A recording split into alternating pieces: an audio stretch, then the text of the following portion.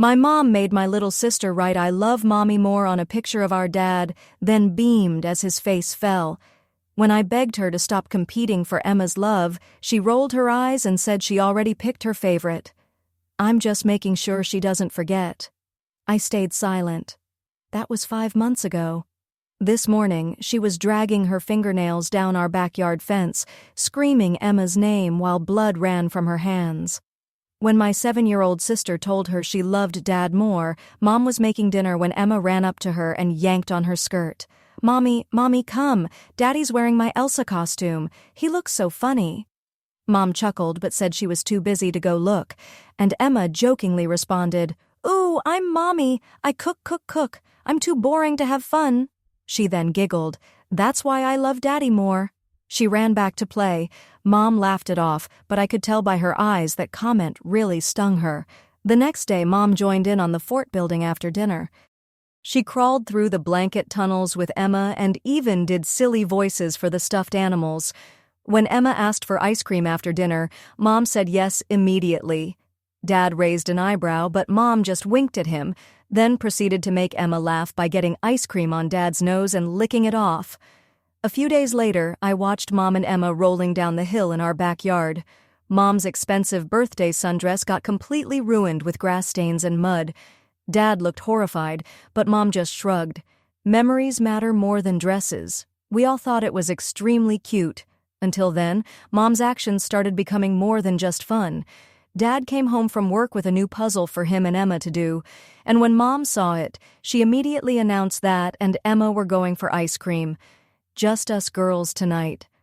Dad's face fell, but he didn't argue. Even worse, this became a pattern.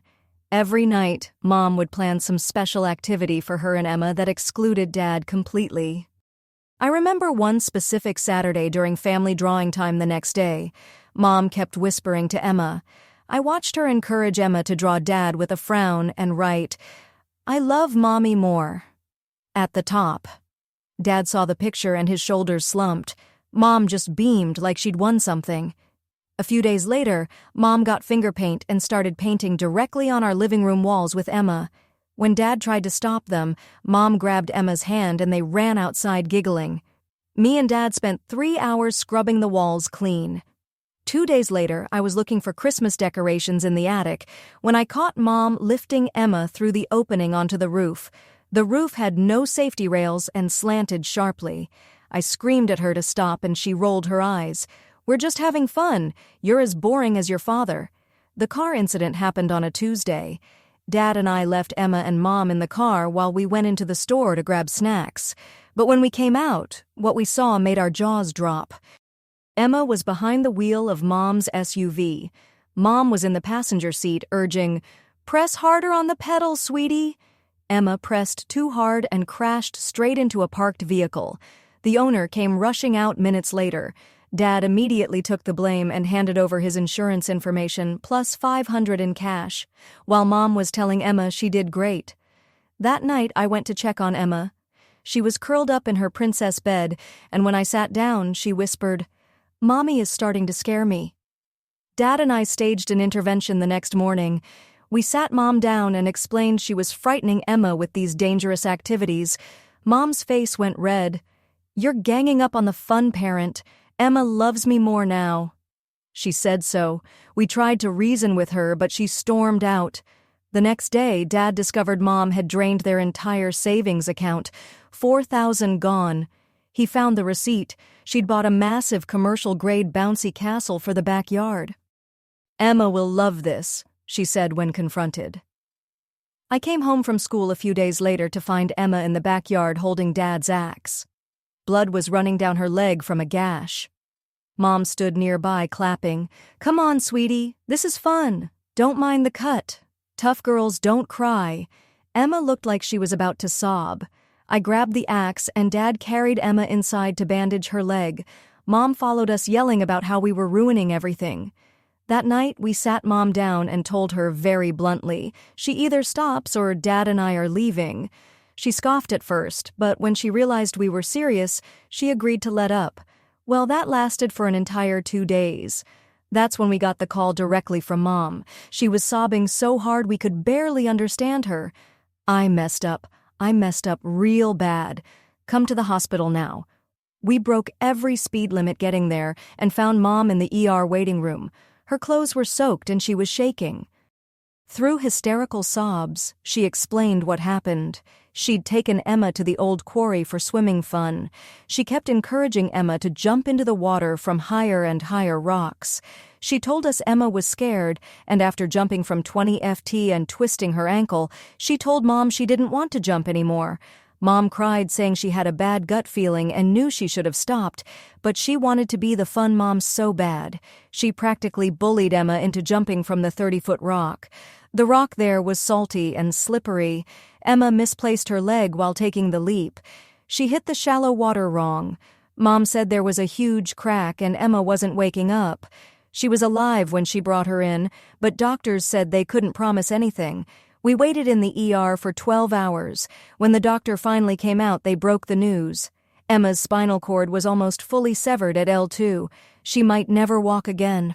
It was the first time I had seen Dad cry in my life. They let us see Emma briefly after another hour. She was sedated, but awake. When she saw us, her eyes shifted to Mom. "You scare me, Mommy. Get away from me." The hospital security guard approached us and asked Mom to step outside. She started protesting, but Dad grabbed her arm firmly and walked her to the hallway. I stayed with Emma, holding her small hand while machines beeped around us. Her eyes kept darting to the door, making sure Mom wasn't coming back. Through the window, I watched Dad's face turn from grief to something harder. His jaw clenched as Mom gestured wildly, clearly trying to explain herself. She kept pointing back toward Emma's room, but Dad blocked her path each time she tried to return. The doctor came back with a clipboard and started explaining Emma's condition to me since I was the only family member present. He showed me x-rays on a tablet pointing to the damaged vertebrae. The words partial paralysis and extensive rehabilitation floated past me. All I could focus on was Emma's tiny form in that massive hospital bed.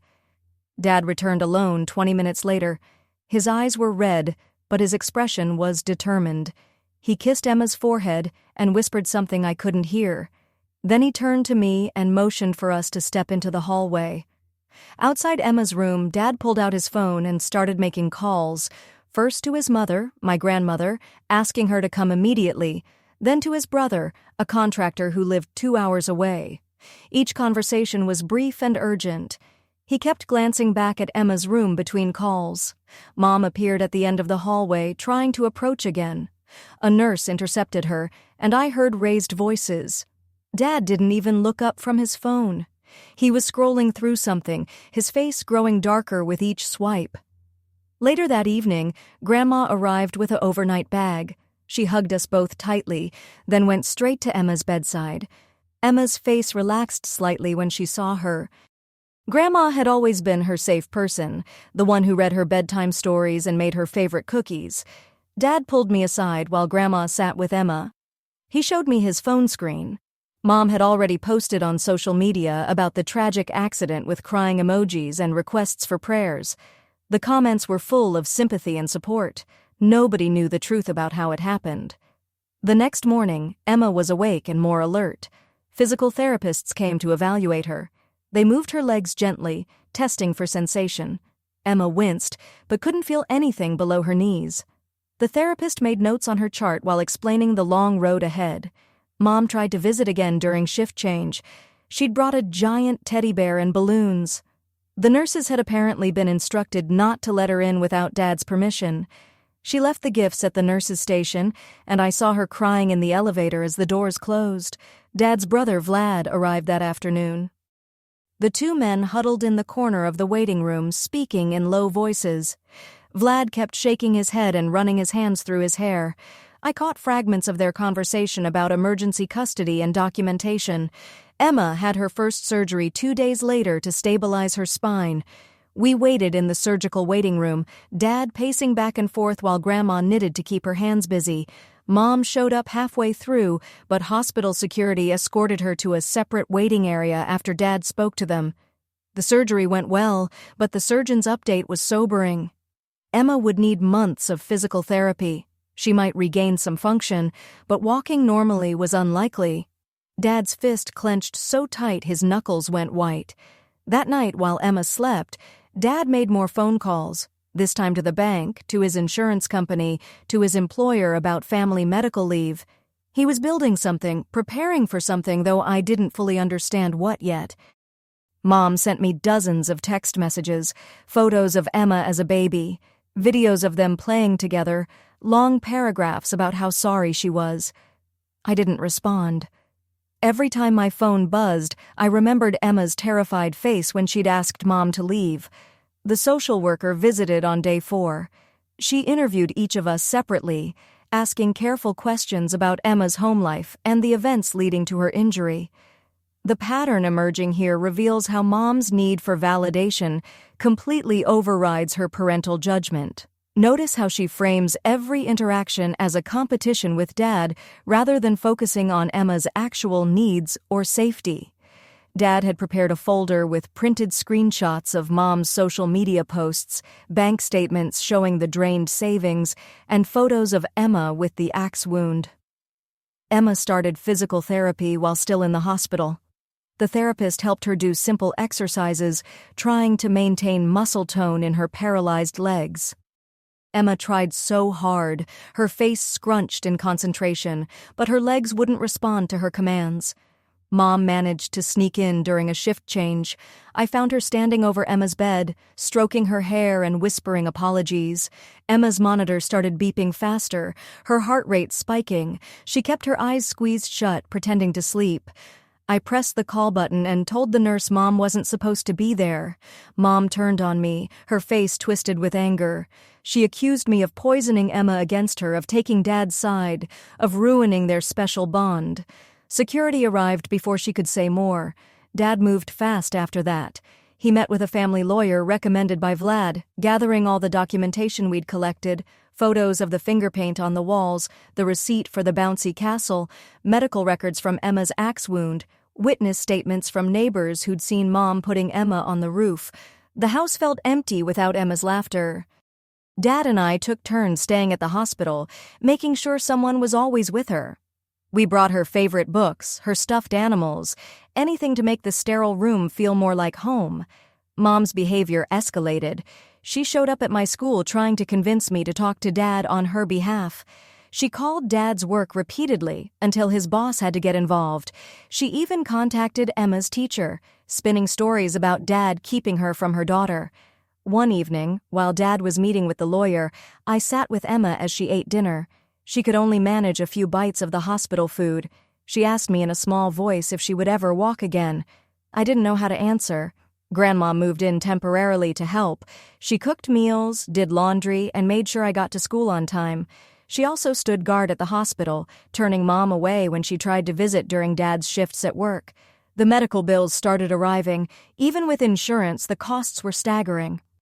Dad spent hours on the phone with billing departments, insurance companies, and the hospital financial aid office. The stress showed in the new lines on his face. Emma had good days and bad days. Sometimes she worked hard in physical therapy, determined to regain feeling in her legs. Other times, she just cried, asking why Mommy made her jump from the rock. The therapist said the emotional trauma might take longer to heal than the physical injuries. Mom hired her own lawyer. Papers arrived at the house demanding visitation rights. Dad crumpled them up and threw them in the trash, then retrieved them and smoothed them out, knowing he'd need them for documentation. Vlad helped Dad install security cameras around the house. They put new locks on all the doors and windows. Dad didn't say it out loud, but we all knew he was worried about what Mom might do next.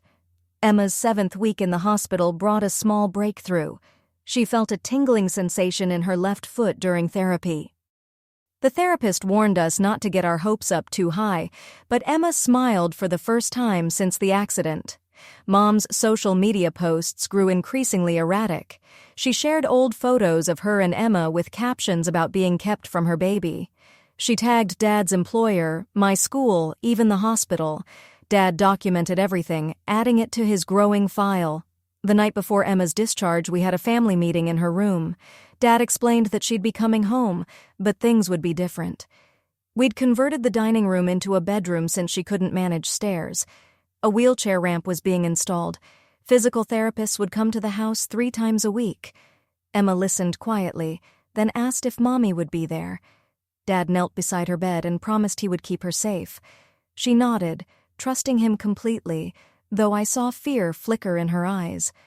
As we prepared to take Emma home, I thought about how much had changed in just 2 months. Our family was broken, maybe beyond repair, but Emma was alive, and that's what mattered. The real battle was just beginning. The wheelchair ramp installation crew arrived at dawn. I watched from the window as they measured and cut lumber, the sound of power tools drowning out the morning birds. Dad supervised every detail, checking angles and testing the surface. Emma sat in her temporary wheelchair on the porch, her hands gripping the armrests. Mom's car pulled up across the street. She sat there for 20 minutes just watching. Dad noticed, but kept working with the crew. When Mom finally got out and approached, Dad intercepted her at the sidewalk. Their conversation lasted less than a minute before Mom stormed back to her car and sped away. Emma's first night home proved challenging. The hospital bed we'd rented barely fit in the converted dining room. She woke up crying 3 times, disoriented and calling for help. Each time, Dad or I rushed to her side. Grandma slept on the couch nearby, ready to assist. The next morning brought our first home physical therapy session. The therapist, a patient woman named Nicole, worked with Emma for an hour. She showed us exercises to help maintain muscle tone and prevent complications. Emma struggled through each movement, sweat beading on her forehead. Mom attempted another visit that afternoon. This time, she brought Emma's favorite aunt, clearly hoping family pressure would grant her access. Dad stood firm at the door. The aunt looked uncomfortable, caught between family members. After they left, Dad found a gift bag on the porch containing expensive toys and a note begging for forgiveness. I returned to school reluctantly, worried about leaving Emma. My teachers had been informed about the situation, offering extensions on assignments. During lunch, I noticed Mom's car in the visitor parking lot. The principal later told me she'd tried to sign me out early, claiming a family emergency. Emma's progress remained slow. The tingling in her left foot came and went unpredictably. Some days she could wiggle her toes slightly. Other days brought no sensation at all. The physical therapist reminded us that spinal injuries were unpredictable, recovery non-linear. Dad discovered Mom had been calling Emma's doctors, pretending to be his assistant to get medical updates. The hospital tightened their information protocols. After that, only Dad could receive updates and only in person with proper identification. Vlad spent weekends helping Dad modify the house for Emma's needs. They installed grab bars in the bathroom, widened doorways, and created smooth transitions between rooms. Emma watched from her wheelchair, occasionally pointing out where she needed extra support. Mom's tactics shifted. She started sending gifts through delivery services, stuffed animals, books, art supplies. Each package included letters professing her love and minimizing the incident. Dad photographed everything before storing it in the garage, building his documentation file. The medical bills kept mounting. Even with payment plans, the financial strain was obvious. Dad sold his motorcycle and took extra shifts when possible. Grandma contributed from her pension. We all made sacrifices, united in supporting Emma's recovery. Emma's emotional state fluctuated wildly. Some days she seemed almost like her old self, laughing at cartoons and playing with toys. Other days she barely spoke, staring at her motionless legs with hollow eyes. The trauma counselor visited twice a week, using play therapy to help her process. Mom showed up during one of Emma's physical therapy sessions. She'd somehow learned the schedule and waited until Dad stepped out to take a work call. Nicole immediately stopped the session and wheeled Emma to her bedroom while I blocked Mom's path. Her desperate pleased through the house until Dad returned and escorted her out. The security cameras proved their worth repeatedly. They captured Mom attempting to enter through the back gate at night, testing windows and even trying to befriend our elderly neighbor for house access. Dad compiled the footage, adding it to his ever-growing documentation. Emma's school situation required careful planning. She couldn't return to her regular classroom yet. The district provided a home tutor 3 days a week. Emma struggled with the change, missing her friends and normal routine. We arranged video calls with classmates trying to maintain some normalcy. Mom's lawyer sent increasingly aggressive letters demanding access. They questioned Dad's decisions, implied neglect, and threatened various legal actions. Dad's lawyer responded with documentation of Mom's dangerous behavior and Emma's explicit fear of her mother. One morning, I found Mom had left dozens of printed photos under our door, pictures from before the accident, showing happy moments between her and Emma. The manipulation was obvious, but it still hurt seeing those memories weaponized. Emma achieved a major milestone in week 10. She stood with support for 30 seconds.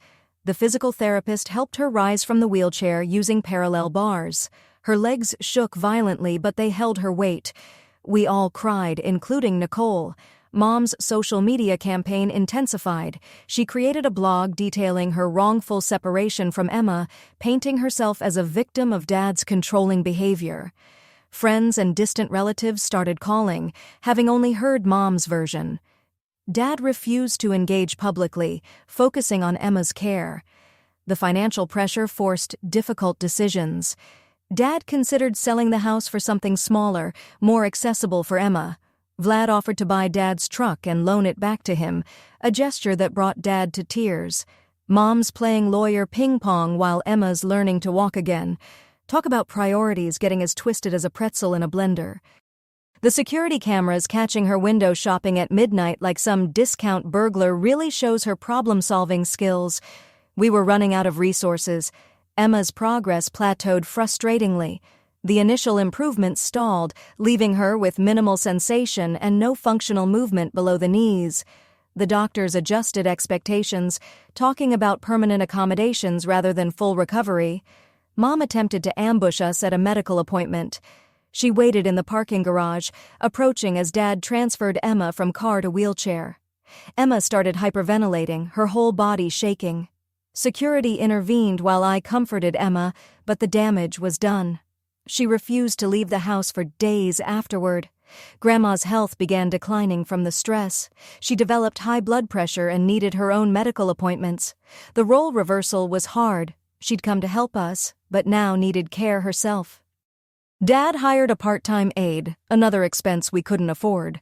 Emma's birthday approached, her first since the accident. She asked for a small celebration, just family. When she specifically said, "No, Mommy," it broke my heart. We planned a quiet party with her favorite cake and a few presents we'd scraped together. Mom discovered the birthday plan through social media. A cousin had innocently mentioned it. She showed up with an enormous gift and demanded entry. Dad physically blocked the door while she screamed accusations. Emma heard everything from her room, sobbing into her pillow. The incident prompted Dad to seek a restraining order. The lawyer said, "We had enough documentation, but the process would take time." Meanwhile, Mom's harassment continued through every available channel. Emma started having nightmares about water. She'd wake up gasping, feeling like she was drowning. The trauma counselor increased sessions, but progress was slow. Emma refused to take baths, only allowing quick showers while gripping safety bars. Mom recruited flying monkeys, friends and relatives who believed her version of events. They called constantly, sent messages, and even showed up at our door. Each interaction drained our energy, time we needed for Emma's care. Vlad discovered Mom had been spreading rumors at Dad's workplace, claiming he was abusive and controlling. Dad's boss, fortunately, knew the truth and supported him. But the whispers and stares from coworkers added another layer of stress. Emma's small improvements became our lifeline. She learned to transfer herself from bed to wheelchair with minimal help. She could shower sitting down with grab bars. Each tiny independence victory felt monumental. Mom's attempts grew more creative and disturbing. She hired a private investigator to photograph our daily routines. She sent Emma's former babysitter to check on things. She even contacted my school counselor with concerns about my home life. The breaking point came during Emma's pool therapy session. It was her first time near water since the accident, a carefully controlled therapeutic environment. Emma was making progress, floating with support when Mom appeared at the pool's glass viewing window. Emma saw her and panicked, inhaling water and choking. The therapist pulled her out immediately, but Emma was hysterical, fighting anyone who tried to touch her. The session ended with Emma vomiting from fear and refusing to continue therapy. Dad finally snapped. He confronted Mom in the parking lot while I stayed with Emma. I couldn't hear the words, but I saw Dad's controlled fury, Mom's dramatic gestures, and eventually her speeding away. Dad returned shaking with rage. That night, we held an emergency family meeting. Dad, Grandma, Vlad, and I discussed options while Emma slept. The situation was unsustainable. Mom's escalating behavior was undoing Emma's progress. We needed a permanent solution. Vlad suggested moving out of state, starting fresh where Mom couldn't follow. Grandma worried about Emma's medical team and established care. Dad researched legal options in other jurisdictions. I just wanted Emma to feel safe again. Emma must have overheard because she wheeled herself out, tears streaming. She begged us not to make her leave her doctors, her room, the only stability she had left. We promised to find another way. Dad spent the next days on the phone with lawyers, social workers, and advocacy groups. The restraining order paperwork moved forward slowly. Mom's lawyer fought every step, demanding psychological evaluations and supervised visitation. Mom's behavior suggested she was unraveling. Her social media posts became increasingly incoherent. She posted old videos of Emma walking, running, jumping, all the things she'd stolen from her. The cruelty was breathtaking.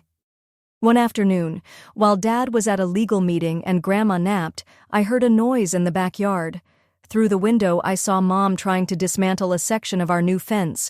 She was crying, pulling at boards with her bare hands. I called Dad immediately and kept Emma distracted in her room. By the time Dad arrived with Vlad, Mom had bloodied her hands on the fence. They found her collapsed in the yard, sobbing about needing to see her baby. The police came this time. Mom was taken for psychiatric evaluation. Dad struggled with conflicting emotions. Anger at what she'd done to Emma, but sadness at her obvious mental deterioration. We all felt the weight of how wrong everything had gone. Emma sensed the shift in the house that evening. She asked if Mommy was sick, if that's why she did bad things. We tried to explain mental health in terms a 7-year-old could understand while validating her fear and anger. The psychiatric hold lasted 72 hours. During that time, we experienced something we'd almost forgotten: peace. Emma relaxed slightly, participated more in therapy, even smiled during a video call with school friends. When Mom was released, she had been prescribed medication and mandatory therapy. Her lawyer contacted Dad about a proposed agreement. Mom would stay away if Dad dropped the restraining order pursuit. Dad refused, knowing we needed legal protection. Emma's recovery took a positive turn during Mom's absence. She regained more sensation in her left foot and could move her toes deliberately. The physical therapist was cautiously optimistic about potential partial mobility with intensive therapy. We used the calm period to establish better routines. Emma started online school sessions, connecting with her teacher and classmates regularly. She joined a virtual support group for children with spinal injuries. Slowly, she was building a new normal. Mom's return to harassment was swift but different. The medication seemed to dull her intensity, but not her determination. She sent letters through her lawyer proposing various compromises, supervised visits, phone calls, even just sending letters to Emma. Dad consulted Emma's trauma counselor about the proposals. The counselor was clear. Emma wasn't ready for any contact. The fear was still too fresh, the trauma too recent. Forcing interaction could cause serious setbacks. We focused on small victories. Emma learned to cook simple meals from her wheelchair. She started drawing again, though her pictures were notably darker than before.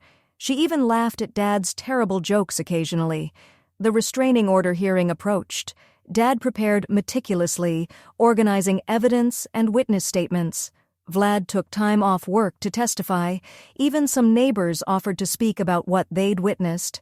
Mom hired a new lawyer, someone known for aggressive tactics.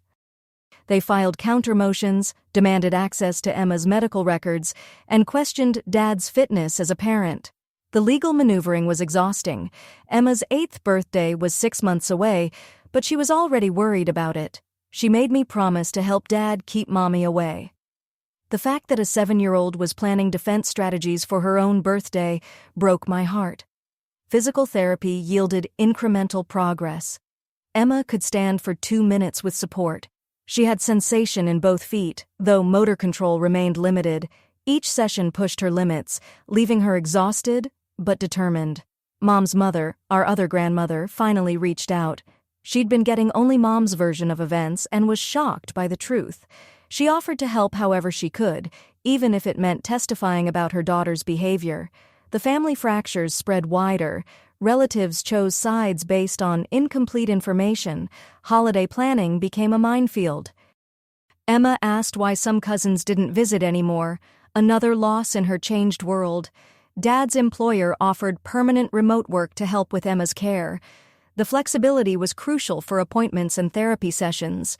His co-workers organized meal deliveries and gift cards, small kindnesses that meant everything. Emma developed coping mechanisms, some healthy and some concerning. She insisted on checking door locks repeatedly. She kept a whistle by her bed. She made me promise never to leave her alone with Mommy, even though we assured her it wouldn't happen. The restraining order hearing was postponed when Mom's lawyer filed for more preparation time. The delay frustrated everyone, but our lawyer assured us it would ultimately strengthen our case. More time meant more documentation of Mom's continued harassment. Emma's progress inspired us all. She learned to navigate curbs in her wheelchair. She could shower independently with safety equipment. She even started talking about returning to school part-time next year. Mom's attempts to circumvent our boundaries grew more creative. She sent packages to Emma's friends' houses, hoping they'd deliver them. She volunteered at community events, knowing we might attend. She was everywhere and nowhere, a constant threat. The day before the rescheduled hearing, Mom made her boldest move yet. She arrived with a moving truck, claiming she was taking her belongings from the house. Dad called the police while I kept Emma calm in her room. Mom's using a moving truck like it's some kind of custody Uber. Pretty sure that's not how joint property works, but okay. The timing right before court is chef's kiss level of making your own case worse. The officers reviewed the situation and prevented Mom from entering. She screamed about her rights, her property, her daughter. Emma heard it all. Despite our efforts, the trauma counselor had to do an emergency session that night. As we prepared for the hearing, I reflected on our new reality. Emma was stronger than any 7-year-old should have to be. Dad had aged years and months. Grandma's health remained fragile. We were surviving, but at such a cost. The hearing would determine our immediate future, but the long term remained uncertain. Emma might never walk normally again. Mom's mental health seemed to be deteriorating. Our family was forever changed by one person's desperate need to be the fun parent. But we had each other. We had small victories and growing hope. Emma was alive, getting stronger, learning to navigate her new reality. The battle wasn't over, but we were still fighting. The hearing morning arrived with unexpected complications. Mom's new lawyer filed an emergency motion claiming Dad had hidden assets. The judge postponed proceedings to review financial documents. Dad's hands shook as he gathered bank statements, tax returns, and receipts showing every penny spent on Emma's care. During the delay, Mom attempted contact through Emma's physical therapist. She'd called the therapy center pretending to be updating insurance information, then broke down crying about missing her daughter. Nicole professionally declined to relay messages, but warned us about the breach. Emma's anxiety spiked with the hearing postponement. She barely slept, constantly checking that her bedroom door was locked. I found her practicing wheelchair maneuvers at 3 a.m., preparing escape routes in case Mom somehow got inside. The trauma counselor added emergency sessions. 2 days before the rescheduled hearing, Vlad discovered Mom had been photographing our house from various angles. The neighbor's security camera caught her measuring distances from the street to Emma's window. Dad immediately moved Emma's bed away from all windows and installed blackout curtains. The financial review revealed Mom had opened credit cards in Dad's name, maxing them out on cash advances. $23,000 in debt we didn't know existed. Dad's lawyer scrambled to add fraud documentation to our case while Dad spent hours on the phone with credit agencies. Emma's physical therapy suffered. She couldn't focus on exercises, constantly watching the door. Her progress reversed. The 2-minute standing record dropped to 30 seconds. Nicole suggested postponing sessions until after the legal situation stabilized, but Emma insisted on continuing. Mom's mother visited unexpectedly, bringing disturbing news. She'd found journals at Mom's apartment detailing elaborate plans to rescue Emma. The entries included researched wheelchair-accessible routes to the Canadian border and lists of medications that could sedate a child. Grandma turned everything over to Dad's lawyer. The night before the hearing, none of us slept. Emma had panic attacks every few hours. Dad paced the house checking locks and cameras. I sat in Emma's doorway, watching her fitful sleep. Grandma made endless cups of tea. Nobody drank. Court day began with Mom arriving in a wheelchair, claiming stress-induced paralysis. Her lawyer argued she needed accommodation and understanding, not restriction. The judge ordered medical verification. Mom miraculously stood when the bailiff mentioned calling paramedics. Dad presented our evidence methodically. Security footage, medical records, financial fraud documentation, witness statements. The judge's expression grew increasingly grim as the pattern emerged. Mom's lawyer tried interrupting repeatedly, but was shut down. Emma's testimony came via video link from a secure room. She spoke clearly about her fear, the nightmares, the accident. When asked if she wanted to see Mom, Emma's whole body trembled as she shook her head. The judge noted her obvious distress. Mom's testimony unraveled quickly. She contradicted herself about the quarry incident, claimed the roof access was safe, insisted the axe wound was exaggerated. When shown photos of Emma's injuries, she blamed Dad for not supervising better. Her lawyer visibly winced. The judge called a recess after Mom's outburst about being the victim. During the break, Mom cornered me in the hallway bathroom. She grabbed my shoulders, begging me to tell the judge Emma needed her mother. Security removed her when I screamed. Vlad testified about Mom's attempts to access the house, showing footage from cameras she didn't know existed. The judge watched Mom testing windows at 2 a.m., trying to pick locks, even attempting to bribe the mailman for a key. Each video strengthened our case. Nicole provided professional testimony about Emma's regression during Mom's contact attempts. She explained how Emma's physical progress directly correlated with feeling safe. The medical evidence was clear. Mom's presence actively harmed Emma's recovery. Mom's final witness, a friend who'd only heard her version, crumbled under cross-examination. She admitted she'd never actually seen Mom with Emma post-accident, had only heard Mom's stories. She left the stand looking shaken, realizing she'd been manipulated. The judge's decision came swiftly. Permanent restraining order, no contact until Emma turned 18. Mom screamed about her rights, her love, her baby. The bailiffs moved closer as she advanced toward Dad. Her lawyer physically held her back. Outside the courthouse, Mom made one last attempt. She broke free from her lawyer and ran toward Dad's car where Emma waited. I threw myself between them while Dad started the engine. Mom pounded on my back, screaming Emma's name until police intervened. The drive home was silent except for Emma's quiet sobs. She'd heard everything through the car windows. Dad reached back to hold her hand while I rubbed her shoulders. Grandma waited on the porch, her face asking questions we'd answer later. That night, Emma slept peacefully for the first time in months. No checking locks, no nightmares, no panic. Dad sat outside her door anyway, finally allowing himself to cry. The battle was won, but the cost was staggering. Mom's harassment didn't end immediately. She sent letters through various relatives, created fake social media accounts, even hired a plane to fly a banner over our house. Each violation was documented and reported. Her own lawyer eventually dropped her as a client. Emma's recovery accelerated without the constant fear. She stood for 5 minutes within a week. Her toes responded more consistently. Nicole cried happy tears when Emma took a supported step using parallel bars. Hope crept back into our lives. The financial aftermath took months to resolve. Dad fought every fraudulent charge while managing Emma's medical expenses. Vlad organized a fundraiser that helped cover therapy costs. The community support overwhelmed us. People who'd watched Mom's descent wanted to help. Emma's emotional healing progressed slowly. She still startled at unexpected noises and insisted on seeing who was at the door before opening it. But she smiled more, laughed at movies, even asked about returning to school for art class. 6 months after the hearing, Mom was arrested for violating the restraining order.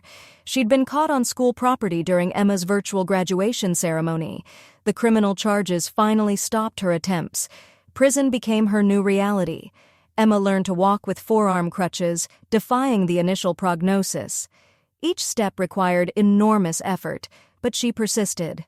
The day she walked across her bedroom unassisted, we all sobbed.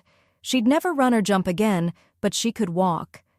Dad slowly rebuilt our financial stability. He took a promotion, requiring more hours, but allowing remote work. The balance wasn't perfect, but Emma never lacked care or support. We learned to function as a smaller, stronger family unit. Emma's 9th birthday arrived peacefully. She requested a pool party. Facing her water fear directly. With her crutches set aside, she floated with friends, laughing. The joy on her face erased months of pain. She was healing, truly healing. Mom's letters from prison went unanswered. Emma made that choice independently, asking Dad to return them unopened. She focused on moving forward, not dwelling on the past. Her strength amazed everyone who knew our story. The house modifications became permanent fixtures. What started as emergency adaptations evolved into Emma's personalized space. She decorated her room with artwork created during recovery, each piece showing her journey from darkness to hope. Emma returned to school part-time, using a combination of wheelchair and crutches. Her classmates welcomed her warmly. She joined the art club and student newspaper, finding new ways to express herself. Normal felt different but possible. 2 years post-accident, Emma competed in an adaptive sports event. Watching her race in her wheelchair, determination etched on her face. I saw the fighter she'd become. She didn't win, but her smile crossing the finish line was victorious. Dad found love again with a physical therapist from the hospital. She understood our family's scars and brought patience and warmth. Emma approved after careful observation, even asking if she could be in the wedding. Healing happened in unexpected ways. Mom's release date loomed eventually, but we were ready. Legal protections remained in place. Emma, now 12, felt secure in her identity beyond the trauma. She knew Mom might try returning, but also knew we'd protect her. Our family looked different than before, smaller, scarred, but unbreakable. Emma walked with crutches but stood tall. Dad carried stress lines but smiled freely. Grandma moved slower but remained our foundation. I grew up faster than planned but found purpose in protecting my sister. The cost of Mom's desperate need to be the fun parent was measured in Emma's steps, Dad's gray hair, and Grandma's medication bottles. But we survived.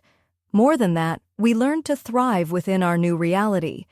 Emma's laughter returned, different but genuine. That victory mattered most. Thanks for spending this time with me today. I really appreciate you letting me tag along to reflect and take it all in with you. Until next time, take care of yourself out there. Subscribe for more content like